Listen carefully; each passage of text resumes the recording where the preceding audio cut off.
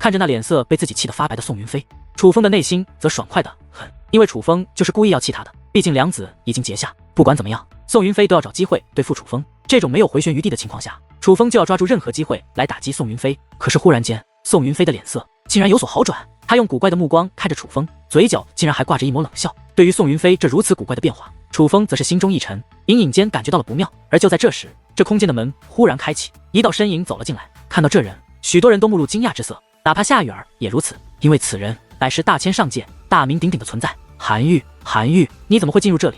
夏雨儿问道。他很意外，因为他很清楚楚风和韩愈的关系。楚风已经在这里了，韩愈若是也出现，那怕是要不妙。我听闻韩愈兄也到了附近，岂有不让他来坐坐的道理？所以是我邀请他过来的。宋云飞说道。这个混账还真是阴险。女王大人咬牙切齿地说道。他终于知道为何韩愈会露出古怪的笑容了，原来是他在暗中使用了手段。无妨，如今的我已非结界仙域的我，这韩愈若要挑衅于我，我只会让他付出更惨痛的代价。楚风对淡淡说道。而当韩愈进入此处，看到楚风后，他的目光基本就没有再转向他人，就那样用无比凶恶的目光看着楚风。韩愈兄，我知道你与楚风兄有些过节，可来者是客，给我个面子，无论你们二人有什么过节，日后再算。宋云飞假惺惺地说道。宋兄，上次这楚风借着远古蛇族族长帮他，让我栽在了他的手中，你不知道我受到了怎样的侮辱。现在大千上界所有人都认为我韩愈不如他楚风，这个仇我必须要报。话罢，韩愈指着楚风大声问道。楚风，我韩愈要与你再战一次，你可敢否？韩愈此话说完，所有人的目光都投向了楚风，有些人对楚风表示同情，可却也不知道该如何插手。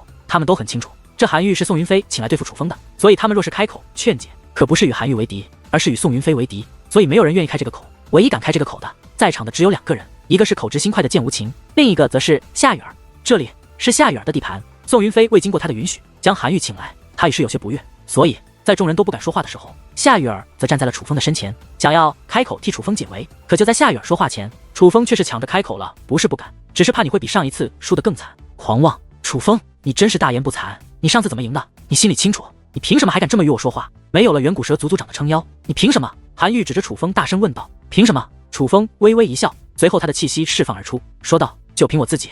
这一刻，莫说韩愈目光一动，在场的不少人都是目光一动，因为之前楚风一直隐藏气息，所以他们都以为楚风还是4品真仙，但是现在楚风那5品真仙的气息已是释放而出，这让所有人都清楚，楚风的修为已是货真价实的真仙5品，竟是5品。不是说这楚风在结界仙域的时候才刚刚突破修为，成长到4品真仙的吗？怎么这么短的时间内他又变成了5品？他怎么突破的这么快？这太不合理了。难道说他真的隐藏了修为？一时之间，许多人都倍感震惊，因为这种修为的变化真的想不令他们震惊都难。不过在场之中倒有2个人表现得很是平静，他们便是夏雨儿和宋云飞。倒也不是他们看穿了楚风的修为，很可能是他们外边的守护者看穿了楚风的修为，以特殊的方式传达给了他们。就像是宋云飞明明一直身在此处，可他还是知道韩愈到了虚空神树附近，并且将韩愈请了过来。他之所以能做到这一点，就是因为在这空间户外有强大的存在为他洞察一切，并且向他通风报信。而宋云飞既然早就知道楚风的真实修为，却还将韩愈请来，他自然是有着一定把握，可以让这韩愈胜过楚风的。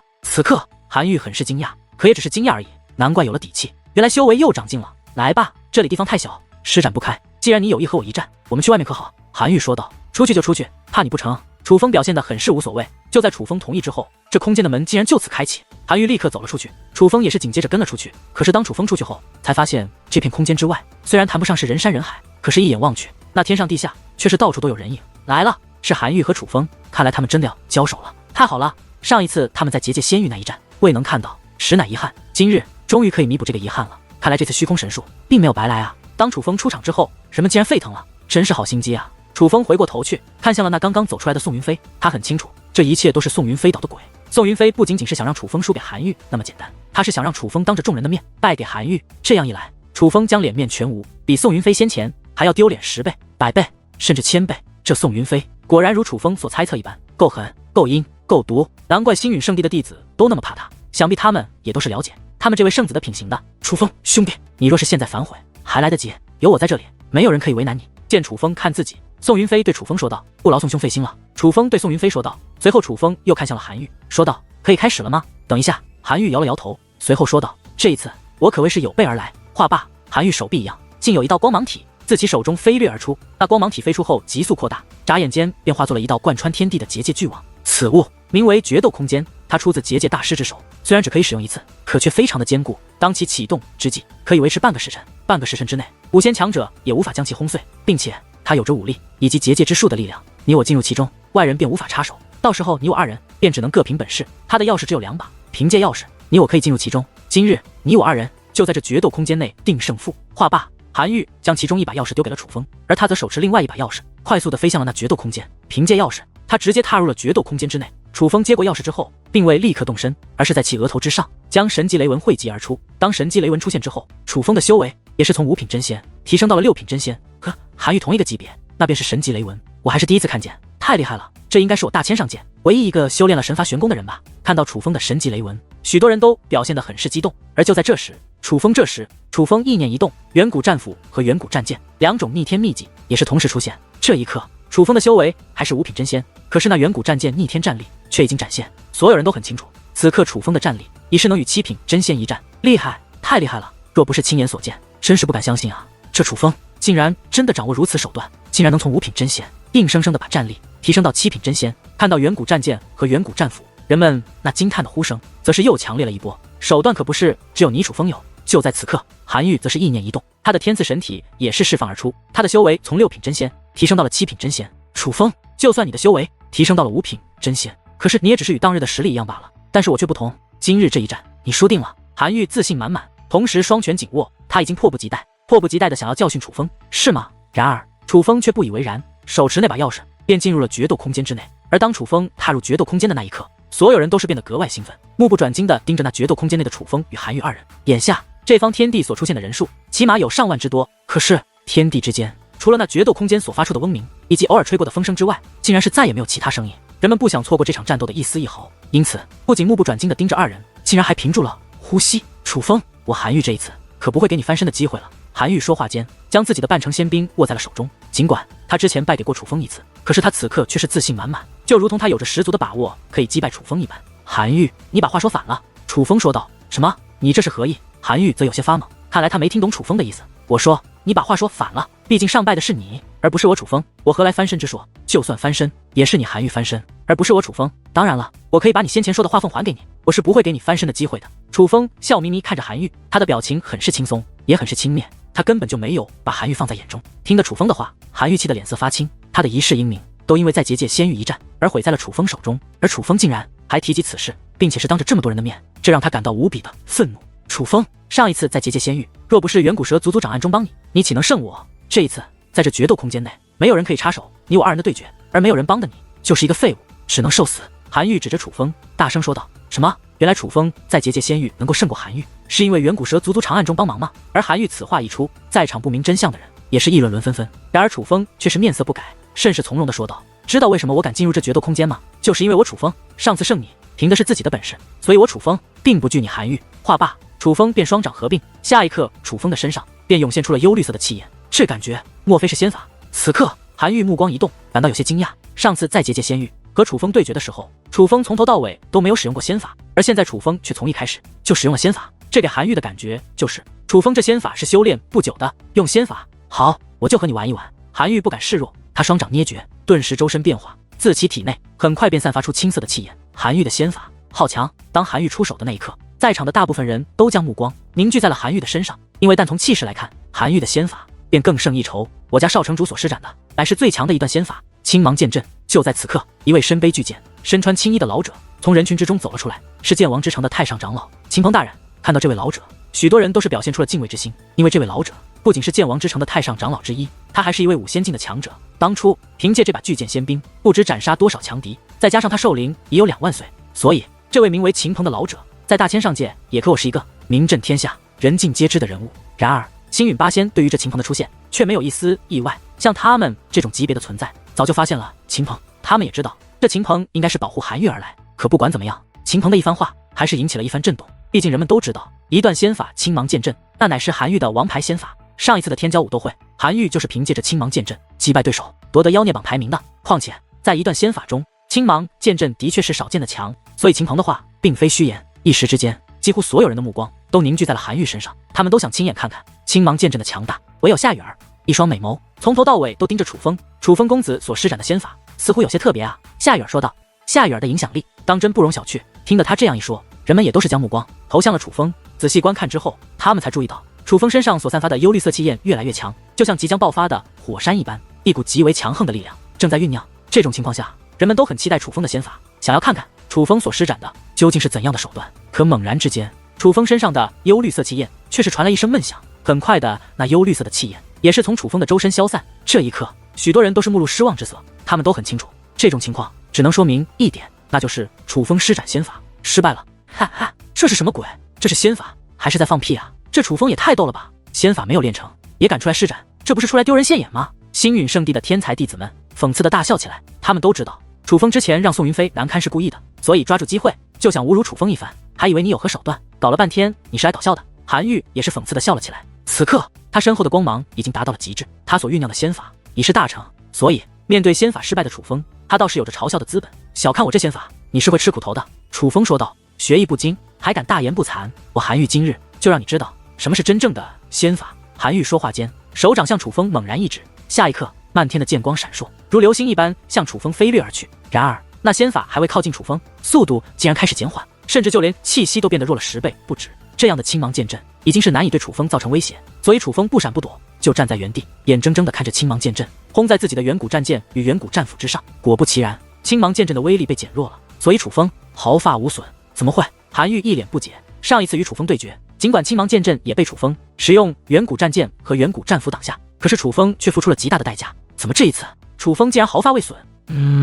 可就在这时，韩愈忽然感觉自己双腿发软，就然头晕耳鸣，就连视线也是变得有些模糊。很快的，他感觉自己的腹内翻江倒海，阵阵作呕之感让其难以忍耐。终于，韩愈未能忍住，大口的吐了起来。然而他吐的根本就不是腹中之物，而是鲜血。他吐的乃是大口大口的鲜血，而那鲜血的颜色也很诡异，不仅有淡淡的绿色物体掺杂其中，竟然还升腾着诡异的气体。韩愈，你的脸！猛然间，有人大喊一声，听得呼喊，韩愈也是意念一动，一道镜子出现在他的面前。透过镜面，韩愈看到了自己的面容，这才发现他不仅双眼空洞，他的皮肤竟然化作了幽绿之色，那叫一个吓人。天哪，这个颜色怎么与楚风先前所施展的仙法那么像？难道说楚风所施展的仙法是少见的毒仙法？可是就算是毒仙法，也未免太厉害了吧？竟然连韩愈都是毫无察觉。人们震惊连连，直到此刻才意识到，原来楚风的仙法不是失败了，而是隐藏了。人们直到此刻才意识到，他们先前是低估了楚风，这楚风竟然比他们想象的还要狡猾，还要危险。而就在此刻，楚风则是看着韩愈笑眯眯的说道，我说了，小看我这仙法，你会吃苦头的。怎么样，我没骗你吧？你！韩愈大怒，可他却双腿一软，跪在了半空之上，大口鲜血不断吐出，他已是变得越来越虚弱。人们越发惊讶，这说明韩愈中的毒越来越深，甚至到了连站都站不稳的地步。楚风的仙法竟然比他们想象的还要厉害，卑鄙！可就在此刻，人群之中却传来一声怒喝，是那位剑王之城的太上长老秦鹏。秦鹏指着楚风放声大骂，你这卑鄙的小鬼，竟然用毒，简直是无耻透顶！用毒！楚风微微一笑，随后说道，用不用毒，我那都是我的手段。他韩愈自己观察力弱，难道还怪我楚风手段深？那你出门不看路，掉进了粪坑，是不是也不怪自己眼瞎，还要怪别人乱建茅坑？秦鹏被楚风气得咬牙切齿，他还从没见过一个小辈敢如此对他说话。我怎么了？我说的不是事实吗？技不如人就是技不如人，哪来的那么多借口？谁规定武者交手不能使用带毒的技法的？楚风问道。此刻众人面面相窥，纷纷点头。武者交手，什么手段都可以用，的确没有什么限制，能赢就行。而见众人竟然都向着楚风，那秦鹏的脸色就更不好看了。可是他却又不知该如何反驳楚风，于是只得大袖一挥，不再和楚风争论。然而楚风却不打算放过秦鹏，而是再度开口，看他着秦鹏问道，对了前辈，其实我有一个问题想要问你。说。秦鹏很是不悦地说道，你不是说青芒剑阵乃是最强的一段仙法吗？刚好我这仙法也是一段仙法，所以我想问一问，为何那青芒剑阵败给了我这仙法呀？你这小鬼！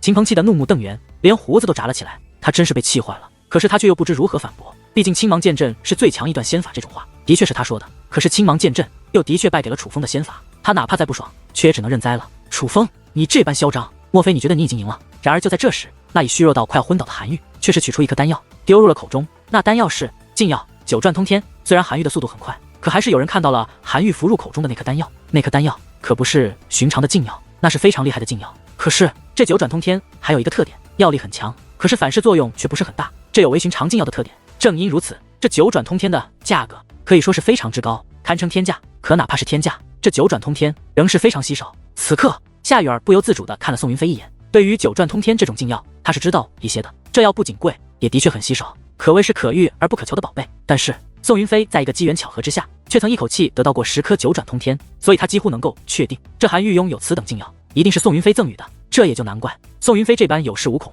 从始至终都是一副等着看楚风笑话的样子。楚风，我现在就了结了你，为我的2个兄弟报仇！韩愈大声说道。且在其说话间，便准备酝酿仙法，对楚风发动最后的攻势。可就在这时，楚风却是意念一动，催动着远古战剑，便向韩愈攻了过去。楚风自然不想给韩愈继续施展仙法的机会，哼，想要阻我，可惜你做不到。韩愈说话间，竟然意念一动，一道蓝色的光芒便从他的体内释放而出。那光芒出现之后，竟然化作一把蓝色的大剑，这把大剑长达1000余米，威势更是不凡，竟然硬生生的将楚风的远古战剑给挡了下来。而那把蓝色的大剑，同样是一种无上秘籍，是剑王之城的传承秘籍，剑中之王，那可以说是剑王之城最珍贵的东西。不是说这剑中之王这一无上秘籍，唯有剑王之城的城主才能得到传承吗？怎么这韩愈现在就得到它了？那蓝色大剑一出，众人惊叹连连，这绝非众人大惊小怪，实乃这秘技非同小可。而这剑中之王也的确厉害，竟然能与楚风的远古战剑抗衡，真的将远古战剑拦了下来。此刻2把大剑一金一蓝，在虚空之上争锋，倒是有着一种一山不容二虎，非要争出个王者的架势，好厉害！这简直就是剑王之间的对决啊！众人也意识到了这一点，不由感叹起来。不过同样是无上秘籍，明显还是楚风的厉害，毕竟楚风那秘籍拥有逆战一品的战力，是他让楚风拥有了和韩愈一战的能力。而剑王之城的传承秘籍虽然也很厉害，可却不具备逆战一品的力量，这样的差距不可谓不大。若只论秘籍本身的话，显然二者之间还是无法相提并论的。的确，楚风那秘籍简直就是传说级别，实在太罕见了。不仅是那把巨剑，那把巨斧也是非同小可呀。人们说道：“哼，楚风，你输定了。”此刻，韩愈凭借秘籍挡下了楚风的远古战剑，而远古战斧又无法威胁到他，他可以有恃无恐地使用仙法，而他此刻所酝酿的仙法便是他的杀手锏二段仙法。虽然上一次那二段仙法被楚风挡下了，但是这一次他服用了九转通天这么厉害的禁药，他所施展的仙法威力也更强。他觉得只要施展而出，楚风必死无疑。天哪，楚风的秘籍这也太厉害了吧！可此刻人们却并未关注韩愈，而是紧盯着楚风的远古战剑，惊呼出声。此刻楚风的远古战剑金芒大盛，那光芒如烈日一般强烈，而威力竟然也提升了。原本还能与远古战剑抗衡的剑中之王，此刻已是落入了绝对的劣势，只能被远古战剑压着打。甚至阵阵声鸣不断传来，那剑中之王竟在颤抖，就如同是惧怕了一般。楚风，你的远古战剑怎么了？怎么忽然变强了？难道说你先前有所保留？对于这种情况，莫说别人，就连女王大人也是感到不解。可能是韩愈的秘籍激怒了我的远古战剑，所以想证明一下自己吧。毕竟我这远古战剑才是真正的剑王。楚风笑着说道。似是如楚风所说，远古战剑被剑王之城的传承秘籍唤起了好胜之心，他不仅金芒大盛，威势也是越来越强，那种舍我其谁的王者之气更是在此刻增强数倍，肆虐天地。而韩愈的无上秘籍早已被吓得瑟瑟发抖，哪里还能继续与远古战剑抗衡？只见远古战剑猛然一击劈斩而下，韩愈的无上秘籍便化作漫天的绿色光华，竟硬生生的被远古战剑所击碎。厉害啊！楚风这秘籍太厉害了，这下韩愈该怎么办？眼见着韩愈的传承秘籍不敌楚风的远古战剑，人们都将目光投向韩愈。没有了传承秘籍的庇护，韩愈该拿什么抗衡楚风的远古战剑？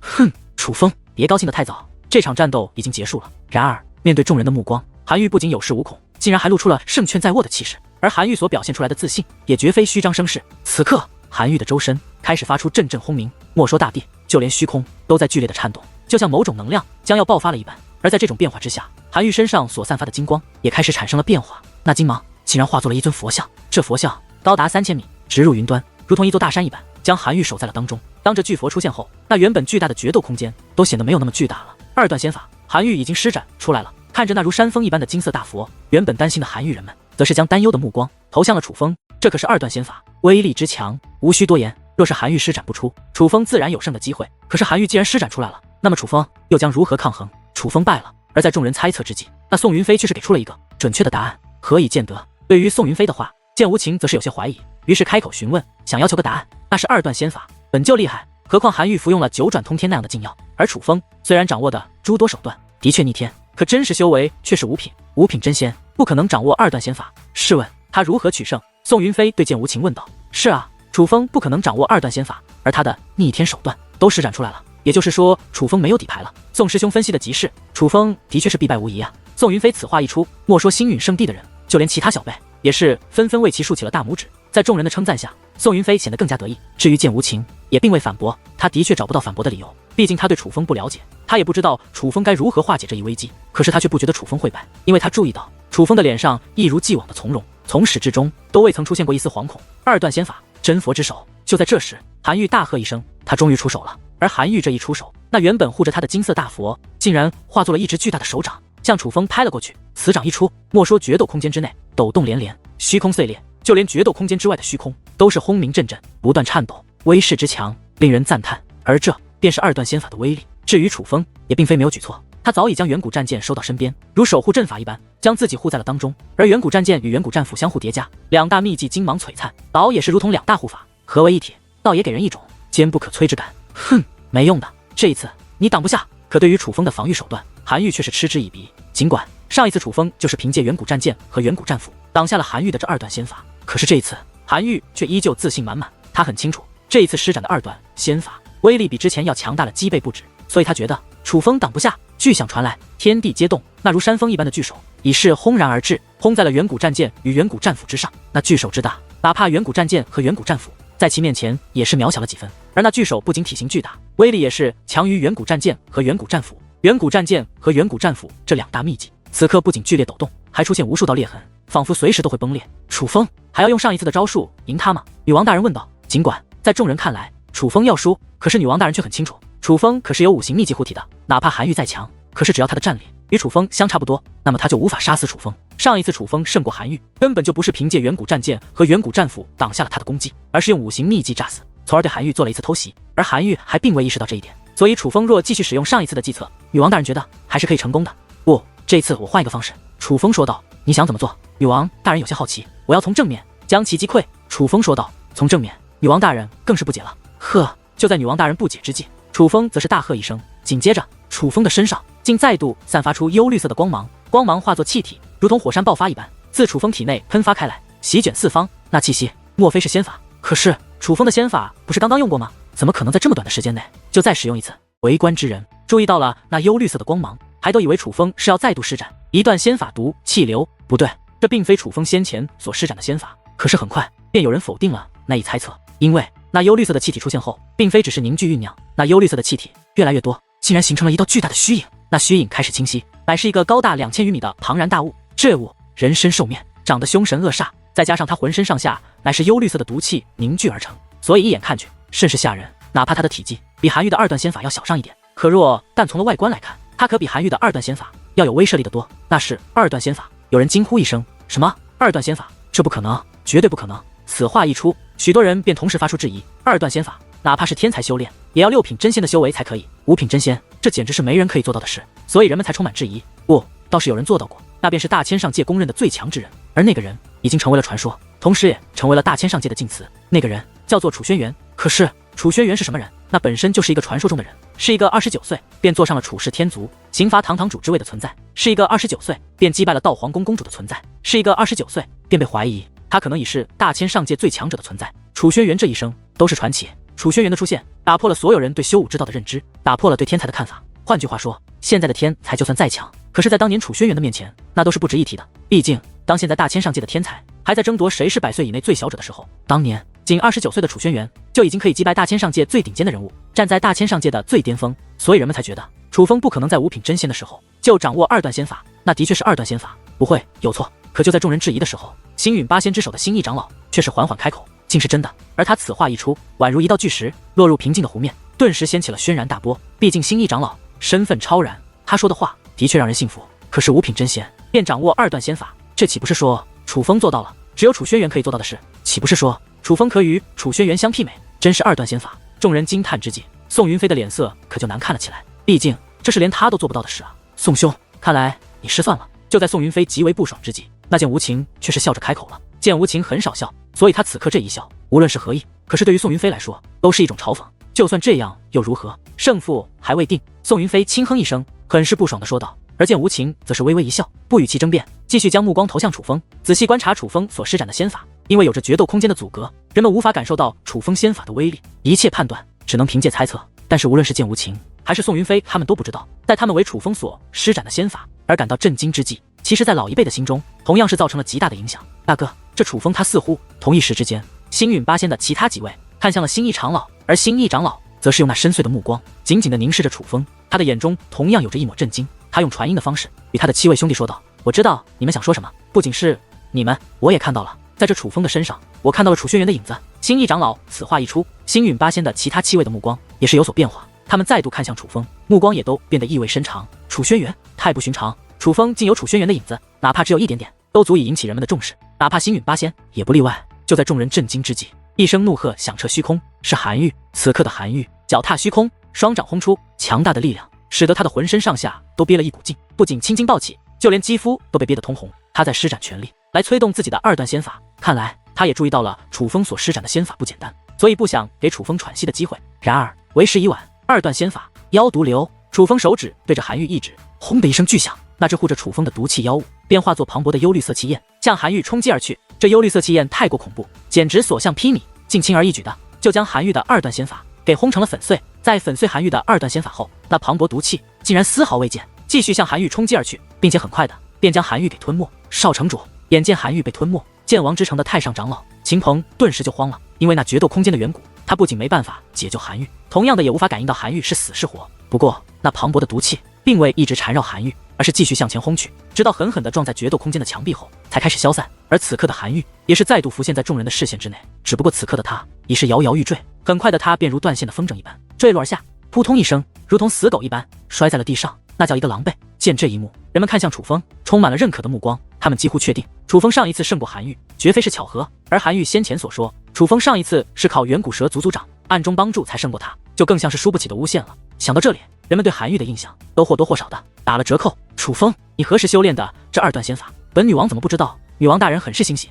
就如他所说，楚风修炼这二段仙法，他的确不知道。就是刚刚远古战舰对抗韩愈的传承秘籍的时候，本来只是想试试，没想到真的成了。不过能够这么快就修成，倒是多亏了那封神竹简。楚风笑着说道。因为当楚风尝试修炼那二段仙法妖毒流的时候，楚风丹田深处的封神竹简忽然颤动了一下，这一颤动可不得了，竟让楚风的头脑变得异常清醒，敏锐的可怕。尽管很短暂，可却让楚风练成了那二段仙法妖毒流。封神竹简吗？看来这宝贝还真是有用，只可惜那另一个封神竹简被那只丑猫抢走了，日后遇到一定要抢回来。女王大人愤愤不平地说道。那只老猫吗？提起那老猫，楚风的心中也是泛起了波动。那老猫的实力如何，楚风不知，但楚风可以确定的是，楚风与老猫差距很大，大到难以估量。那老猫绝对是一个极其危险的存在。在楚风和蛋蛋轻描淡写的交谈之际，场外的围观之人却早已经不淡定了，他们越来越激动，越来越兴奋，非常的庆幸今日能够见识到这一战。今日他们真的是开了眼界。先不说楚风胜了韩愈，只说楚风那二段仙法，就足以让人们对楚风竖起大拇指。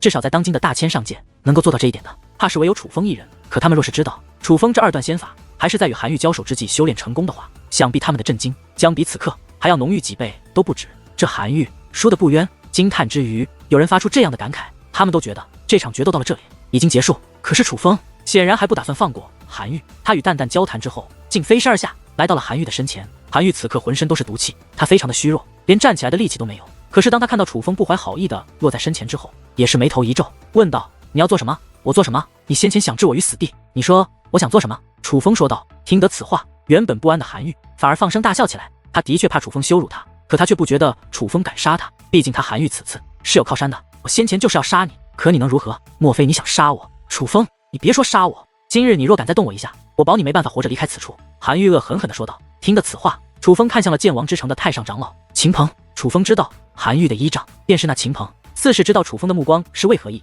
秦鹏的目光则是变得阴冷至极，满是威胁之意，就好像是在告诉楚风，若是敢任意妄为，绝对不让楚风好过。见楚风犹豫，韩愈哪怕已经虚弱的不行，可是在他的嘴角还是扬起了一抹上翘的弧度，那不仅是得意，更是轻视。对楚风的轻视，事实上不仅是韩愈，哪怕是围观之人见楚风犹豫，也是不由得在心中轻叹。看来哪怕是楚风，却也不得不顾及眼前的情况。尽管他们也知道楚风在这等情况下放过韩愈是正确选择，可是他们多多少少对楚风还是会有一点点失望。毕竟传闻中楚风可是天不怕地不怕的主。可就在这时，楚风猛然转身，对着韩愈的脑袋抬腿就是一脚。只听砰的一声，韩愈被硬生生踢到了决斗空间的角落，他惨叫连连，因为这一脚太狠了，不仅把韩愈踢得鲜血四溢，整个脸都变形了。看到这一幕，众人心中一紧，因为这实在是太出乎意料了。谁能想到在秦鹏的威胁之下，楚风竟然还敢动手，这岂不是明摆着告诉秦鹏，他楚风根本就未把他放在眼中吗？楚风，你大胆！而此刻秦鹏则是大喝一声，他的眼睛恶狠狠地盯着楚风，其中充满了杀意。大胆！然而楚风却是并未惧怕，而是歪着头，很是不屑地对秦鹏说道：此话怎讲？切磋而已，胜负已分，你竟还要伤人，你还有点道德之心没有？秦鹏问道。谁说过这场切磋是要点到为止的？楚风问道。他一脸从容，就仿佛已经下定决心要让韩愈难堪。楚风，你若敢动我家少城主一根手指头，我要你抵命！听得此话，秦鹏顿时急了，指着楚风恶狠狠地威胁起来。我本来没想如何，只是想给他一点教训就算了，可你既然这样说，我楚风若不做点什么，就像我楚风怕了你一样，索性我便废了他的修为吧。楚风说道。什么？废了韩愈修为？楚风此话一出，众人大惊。你敢？而那秦鹏更是大怒，说话间竟来到决斗空间前。可是楚风哪里还管这些？毕竟先前韩愈出手，可就是奔着杀自己而来。对于这种人，楚风怎么可能放过他？说话间，楚风已是直接出手，掌心如刃，扑哧一声便洞穿了韩愈的肉身。韩愈叫得更加痛苦，同时气得咬牙切齿，以颤抖的声音对楚风说道：“楚风，我韩愈和你没完。”对于韩愈的威胁，楚风则是淡淡一笑，说道：“别说的就好像我不费你修为，你就不找我麻烦似的。先前你要杀我的，可是你……”话罢，楚风便将自己的手从韩愈的肉身抽出。此刻的韩愈叫得更加悲惨，因为楚风这一出手，不仅废除了他的修为，更是从他的体内抢走了一物。那物不仅对于韩愈来说很重要，对于剑王之城来说也都非常的重伤。那便是剑王之城的传承秘籍剑中之王。此刻那剑中之王化作一团蓝色能量体，被楚风握在掌心。这传承秘籍似是知道楚风不是剑王之城的人，努力的想要逃走，可是却被楚风死死的抓在手中，倒是有些可怜。楚风，你这个卑鄙小人，竟抢夺我城传承秘籍，你不得好死！秦鹏咒骂连连，楚风所作所为当真是让他痛恨不已。此刻杀死楚风都难泄他心头之恨。抢夺？楚风微微一笑，随后看向秦鹏说道：“这秘籍对你剑王之城来说可能是一件至宝，可是对于我楚风来说却不值一提。所以我楚风从头到尾都没有让他为我所用的打算，我只是单纯的想要给你剑王之城一个教训。”话罢，楚风掌心力量涌动，随后猛然一握，只听砰的一声，那一团蓝色的光芒竟然被楚风捏成了粉碎。剑王之城的传承秘籍已被楚风摧毁。眼见着那传承秘籍被楚风捏碎，不少围观的人都是龇牙咧嘴，心中一阵肉痛。那秘籍对于楚风来说可能的确不怎么样，可对于他们来说，那可是可遇而不可求的至宝啊！楚风，我要扒了你的皮，抽了你的筋，我要将你碎尸万段！楚风，你不得好死！猛然间，两道愤怒的声音同时响起，一个是决斗空间外的秦鹏，另一个则是决斗空间内的韩愈。可对于这两声满是威胁的怒喝，楚风却是戏谑的一笑：“你们激动什么？开个玩笑而已。”话罢，楚风的手腕一转，那团蓝色的光芒竟然又出现了。原来楚风先前所做的不过是吓唬一下韩愈和秦鹏，他并没有真的将那传承秘籍毁掉，他先前捏碎的不过是自己幻化的而已。看到那传承秘籍还在，秦鹏不由松了一口气。韩愈修为被废，他固然心痛，回去之后也要受到重罚。可是以韩愈的天赋，只要不死，失去的修为总有一日可以修炼回来。但是若是传承秘籍被毁，那他回去搞不好可是要掉脑袋的。可就在秦鹏稍微松口气的时候，楚风说出的一句话却差点没把秦鹏活活气死：“这东西我虽然看不上，可却也不至于毁掉，毕竟就算卖，应该也能卖上一点钱。”楚风他不毁这传承秘籍的原因，竟然是要卖掉它。诸位，这秘籍可有人想要？楚风高举手中秘籍，扫向众人，抬声问道。此举让众人吃了一惊，原来楚风不是开玩笑，他是玩真的，他竟然真的要卖掉剑王之城的传承秘籍。而见楚风竟真的要卖那传承秘籍，在场之中也不少人蠢蠢欲动。尽管这剑王之城的传承秘籍和楚风的远古战剑和远古战斧没办法比，但却也是秘籍中难得的极品啊。不过碍于秦鹏的实力，却也没有人敢真的开口。毕竟秦鹏可是一位5仙级别的存在，并且还是一个出了名的暴脾气。现在韩愈修为被废，他本就在气头上，若是有人敢买他家秘籍，他搞不好会直接动手杀人。众人的心思，秦鹏没心思去猜，因为当他看到楚风竟然真的卖传承秘籍，他气得眼珠子都快掉了出来。他又向楚风靠近了一点，只隔着那决斗空间的透明墙壁，指着楚风一字一句的说道：“楚风，你可以继续得意忘形，但也最好给我做好受死的准备。这决斗空间可就要消失了，你不提醒我，我差点忘记了。”楚风说话间，将手摸向了乾坤袋。看到楚风这个举动，许多人都是神色一动，目光变得明亮起来。人们都以为楚风要拿出怎么样通天的法宝了，毕竟楚风表现的是那样有恃无恐，哪怕面对秦鹏的威胁，也是毫无惧色。他一定是有着自保的手段的。而人们觉得楚风接下来所要拿出来的宝物，很可能就是他依仗的资本。说实话，不仅旁人这么觉得，就连秦鹏都这么觉得。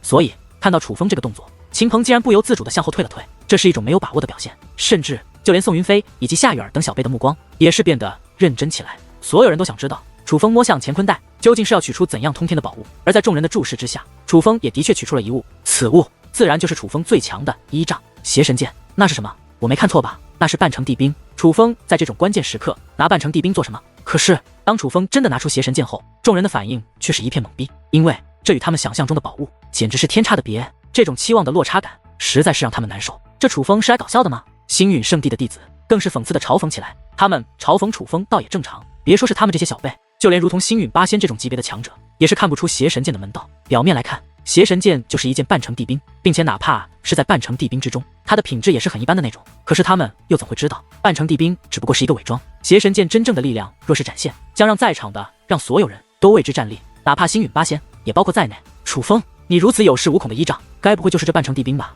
就是这半城帝兵给了你如此大的胆子，胆敢废我剑王之城少主的修为，夺我剑王之城的传承秘籍。秦鹏冷声问道。他很愤怒，但同时他的话语之中也充斥着对楚风的嘲讽。可是对于秦鹏的嘲讽，楚风表现的却很淡定，只是轻描淡写的说了一句话：你会知道的。楚风表面上看没有一丝变化，唯有楚风清楚，他已经悄悄将自己的力量融入邪神剑内，意念之间，邪神剑将被其唤醒。就在这时，那决斗空间的墙壁开始碎裂。见此情形，许多人都变得紧张起来。他们知道决斗空间是要消失了，而只要决斗空间消失，那么秦鹏一定会对楚风出手。终于，那决斗空间彻底粉碎。而与此同时，秦鹏也是猛然抬起手臂，相对楚风发动攻击。可是就在秦鹏手臂刚刚抬起一半的时候，一只苍老的手却是抓住了他的那只手臂。与此同时，一道身影也是出现在了秦鹏的身前。那是看到那道身影，所有人都倍感意外，包括楚风也很意外。而如宋云飞等星陨圣地的弟子就更加感到意外了。星翼长老看到身前之人，秦鹏很是不解的开口了。他不理解星翼长老为何忽然要出手拦住他。秦鹏，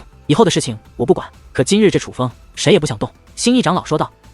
星翼长老竟然护着楚风，难怪这楚风有恃无恐。人们终于知道楚风为何这么淡定了。秦鹏虽然厉害，可和星翼长老相比，却也差了几个境界。楚风和星陨圣地是何关系？星翼长老为何要帮他？可很快的，也有人发出了这样的疑问：你为何要帮着他？秦鹏问道。看来他人不解之处，他也同样不解，只因一个承诺。话罢，星翼长老看向了楚风，说道：我答应过楚风小友，今日之内保证无人能够动他。看着星翼长老投来的目光，楚风则是收回了那已经融入邪神剑内的力量。楚风知道星翼长老还是一个重信用的人，而看眼前的架势，星翼长老若要帮着自己，那他还真是能躲过此劫了。不过说实话，在此之前，楚风却并没有想着依仗星翼长老。楚风想依仗的真的是邪神剑，倒也不是楚风不爱惜自己的性命，只是被逼到了这种地步。楚风没有选择，楚风很清楚，就算他不费韩愈修为，不抢夺韩愈秘籍，韩愈也一定不会放过他。左右都是死，楚风还不如奋力一搏，就算自己死，也要拉几个垫背的。但是既然有星翼长老出手，那么楚风倒是不用去唤醒邪神剑了。毕竟邪神剑那么危险，楚风都不确定是不是下一次唤醒他之后就是自己的死期。星翼长老，这楚风所作所为你都看到了，我家少主的修为被他所废，我族传承也被他所夺，我今日怎能放过他？秦鹏很是委屈的说道。他不得不委屈，面对星翼长老，他来不了硬的，便只能来软的。然而面对那满脸委屈，甚至一大把年纪却红了双眼的秦鹏，星翼长老所展现出来的却只有2个字：冷漠。只见星翼长老手臂一挥，竟将秦鹏掀飞到数米之外，随后冷漠的说了2句话：倘若我先前的话说的若不够清楚，那我就再说一遍。楚风今日我是护定了，你若还要动他，休怪老夫无情。星翼长老此举让众人知道何谓霸道，在霸道的星翼长老面前，哪怕秦鹏也是显得脆弱不堪。既然星翼长老执意要护着楚风，我秦鹏无能为力，可我家少主可否交还于我？秦鹏最终也是妥协了。其实哪怕他很不甘心，可却也没有任何办法，甚至不敢再在这件事上继续纠缠。他知道星翼长老说的出做得到，别说对付他，若是真惹得星翼长老不高兴，就算杀了他也都是非常可能的事。至于星翼长老，倒也没有难为秦鹏，毕竟他出手的目的就是要守护楚风。既然目的达到，他便将韩愈交还给了秦鹏。秦鹏也的确没有再多说什么，而是直接带着韩愈离开。看着秦鹏消失的背影，人们又不由得看向了星翼长老。五仙强者也有强弱之分，星翼长老在五仙之中也绝非最强者，可是至少在秦鹏面前，星翼长老的确够强，所以秦鹏今日倒是不冤。只是他们依然无法确定星翼长老为何要出手帮助楚风，更多的猜测乃是星陨圣地也想要拉拢楚风。可是看星陨圣地众天才的态度，似又不太喜欢楚风。一时之间，人们也搞不懂星陨圣地对楚风真正的态度了。就在众人猜测不定之际，阵阵轰鸣忽然传来，就连虚空也是剧烈抖动。除了五仙级别的强者之外，一众修武者都仿佛失去了御空之力，竟然在虚空之上摇摇欲坠，皆是难以站稳。忽然间的变化让众位修武者皆是大惊，毕竟此等力量实乃少见。于是众人皆将目光投向了那轰鸣传来的方向。这一看，眼中的惊慌不仅少了，相反竟然涌现出兴奋之色。虚空神树，虚空神树那遮天蔽日的树枝正在抖动转移，是他掀起了这滔天之势，是他让这虚空都为之站立。而这虚空神树是何物？这可是大千上界的神迹啊！它的风吹草动都足以引起世人关注。眼下这么大的动静，搞不好会有什么机遇，所以人们才会如此激动。不过期待中的机遇并未出现，因为虚空神树只是稍微移动了一下枝叶后就停了下来。当其停下之后，虚空的摇晃也是随之减退，这片天地都变得宁静，就与先前一样，没有任何变化。见此情形，在场的不少人都或多或少的感到有些失望。那是什么？大家快看，那里有字！可忽然间，有一位眼尖者甚是激动地呼喊起来。听得他这样一喊，人们也都仔细观察起来。这一看不要紧，许多人也都随之变得激动，因为的确有着一行字体出现在了虚空神树之上。那字写得非常的丑，丑到令人发指，简直就像刚学会写字的小孩子写的。不说是刚学会写字的小孩子所写，那都是对小孩子的侮辱。这样难看的字，绝对世间少有，堪称奇观。而字体的内容更是有些不雅。老子王强到此一游。王强看到这个字体之后，若论最激动的，自然要数楚风。只是这一行字，几乎就确定了王强的确是出现在了虚空神树之上。王强那个家伙心倒是够大的，明明被困在里面了，竟然还有心情刻字留念。只是他既然的确在虚空神树内，却又跑到哪里去了？怎么就找不到他呢？女王大人问道。他这话其实就是问楚风的，毕竟相对来说，楚风对王强更为了解一些。看来他心情不错，这说明他应该不在危险之中。至于去了哪里，也许有某种特殊的方式可以让他进入虚空神树内吧。但我有种预感，不管他去了哪里，都绝对不是一件坏事。楚风说道。当看到王强留下的那行字之后，楚风心情变得很好。之所以如此，是因为楚风觉得王强无事，所以心中一块悬着的石头总算落了的。诸位，这秘籍你们真的没人想要吗？忽然，楚风举着手中的秘籍，高声问道。本来众人都在研究那行王强留下的字迹，楚风这一声呼喊，则是唤起了他们的注意。毕竟秦鹏已经走了，所以人们倒也少了顾忌。于是乎，无数道暗中传音涌入楚风耳中，许多人都在询问楚风这秘籍想怎么卖。不过主动开价的倒是没有，这让楚风有些无奈。关于这传承秘籍到底值何价钱，楚风并不知晓，所以他也不好叫价。就在楚风有些为难之际，一道身影走向了楚风。这是一位老者，他是凭空出现的，但是楚风能够感觉到，当这位老者出现的一刻，许多人的目光都变得敬畏起来，甚至那暗中传音让楚风报价的人也都在同一时间不再作声。一时之间，楚风的耳根子倒是清静了不少。不过楚风也很清楚，人们那敬畏的目光可不是对他发出的，而是对那位老者。楚风觉得这位老者一定也是一位不得了的人物，否则不至于让众人这般害怕。根据直觉，楚风判断他是一位5仙境的强者，而他的腰间挂着一个令牌，则是透露出了他的身份。那令牌上写着3个大字：鬼宗殿。楚风小友冒昧的介绍一下自己，老夫乃鬼宗殿护法，江湖人称我为鬼仇老人。楚风小友，叫我鬼仇就好。这位鬼宗殿的老者很是客气的对楚风说道。其实他长得很是凶悍，甚至他的面貌可以说有些狰狞，是那种一眼看过去就觉得他不是什么好人的那种，甚至是非常吓人的那种人。可是正因他看上去不像是扇贝，却还这样客气的对待楚风，倒也是让楚风有些意外。因为楚风惊讶的发现，他的客气并非是装出来的，而是发自内心。原来是鬼仇前辈，不知鬼仇前辈有何事？楚风抱拳说道。对方客气，楚风的态度也很是客气。楚风小友，这秘籍你真的打算卖？鬼仇老人问道。我是诚心要卖的。楚风说道。若是这样，老夫倒是有一个建议。鬼仇老人说道。前辈请讲。楚风客气的问道。楚风小友，你这秘籍价值不菲，而说句不中听的话，你似乎对这秘籍的价格也并不了解。而你若真的想卖这秘籍，倒是可以将这秘籍交给我鬼宗殿。我鬼宗殿拥有大千上界最好的拍卖所，也拥有极强的宣传方式。你这秘籍交给我鬼宗殿拍卖，一定可以给楚风小友拍卖出一个好的价格。而我鬼宗殿只需要收取一些佣金费就好。鬼宗殿说道。不知这佣金费是多少？楚风问道。正常来说是提取拍卖总价的10%，但是楚风小友的话，我们倒是可以给你打个折扣，只提取5%就好。鬼宗殿说道。折扣倒是不必，就按正常规矩10%就好。毕竟前辈有心帮我，我就更不能让前辈吃亏。只是能确保这秘籍的安全吗？楚风问道。楚风小友放心，你去参加拍卖会，不仅确保拍卖物品的安全，你的安全我鬼宗殿都会确保。鬼仇老人此话另含深意，他的意思就是在告诉楚风，他知道楚风现在有很多仇家，不过没有关系，只要楚风愿意去他那里拍卖，鬼宗殿愿意保楚风安然无恙。其实楚风觉得鬼宗殿这种势力绝对不会因为这区10%的佣金费就特意来搭讪楚风。这鬼仇老人其实是想借机与楚风套近乎，更何况对方态度如此中肯，楚风本身对鬼宗殿也是充满了好奇。于是楚风并未深加考虑，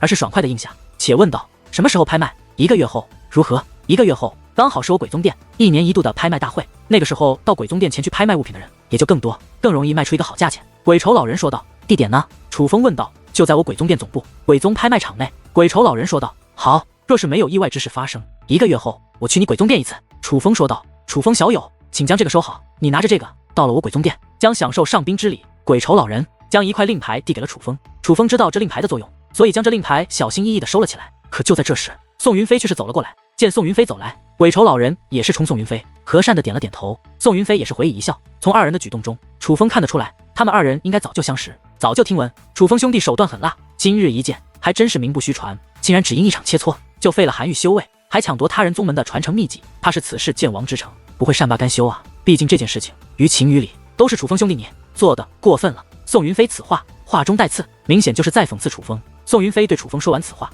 又看向了鬼仇老人，说道：这样的抢来之物，鬼宗殿当真要拍卖？宋云飞此话一出，许多人都是目光一动，意识到了其中的厉害性。他们都知道宋云飞主动过去，不仅是讽刺楚风这么简单。众所周知，鬼宗殿向来与宋云飞交好，为了讨好宋云飞，鬼宗殿曾送过宋云飞不少好处。而经过鬼宗殿的不断努力，宋云飞也的确是与鬼宗殿走得越来越近。人们都觉得，若是日后宋云飞真的继承了星陨圣地，那星陨圣地与鬼宗殿的合作将会越来越多。而现在，宋云飞说楚风是抢来之物，不该拍卖，就是不让鬼宗殿拍卖楚风这秘技，明摆着就所以要用自己与鬼宗殿的关系来断了楚风这条财路。而鬼宗殿若是还要拍卖，那也就等于是要将之前和宋云飞建立的关系破坏掉。看到这里，许多人都坚定地认为宋云飞真的是下定决心要与楚风为敌了，甚至不惜用自己的身份逼迫鬼宗殿不要接楚风的生意。而同时，人们也为楚风感到可惜。原本在这种时候与鬼宗殿结交，对楚风来说百利无害。可是宋云飞这么一掺和，就活脱脱的把这种好事给搅和了。毕竟在众人来看，鬼宗殿不可能为了一个